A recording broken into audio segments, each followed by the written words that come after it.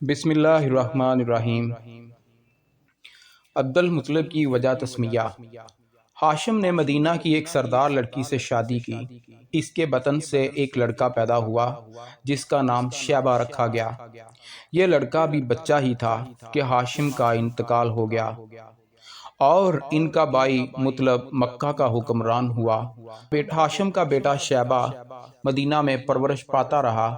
جب عبد المطلب کو معلوم ہوا کہ ہاشم کا بیٹا جوان ہو گیا تو وہ اپنے بھتیجے کو لینے کے لیے خود مدینہ گیا۔ مکہ میں داخل ہوا تو یہاں کے لوگوں نے غلطی سے سمجھا کہ یہ نوجوان مطلب کا غلام ہے۔ مطلب کو جب اس غلط فہمی کا حال معلوم ہوا تو اس نے لوگوں سے کہا، یہ میرا بھتیجا اور ہاشم کا بیٹا ہے، مگر لوگ اس کو عبد المطلب ہی کے نام سے پکارتے رہے۔ آخر شیبہ بن ہاشم کا نام عبد المطلب ہی مشہور ہو گیا۔ عبد المطلب کے اخلاق و عزت و شہرت سب اپنے باپ ہاشم کا نمونہ تھے۔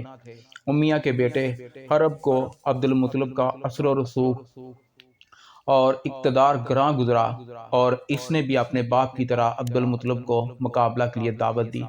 دستور کے موافق اس مرتبہ بھی منصف مقرر ہوا اور اس نے فیصلہ عبد المطلب ہی کے حق میں دیا۔ اس فیصلہ نے بنی امیہ اور بنی ہاشم کے درمیان عداوت کو اور بھی بڑھا دیا۔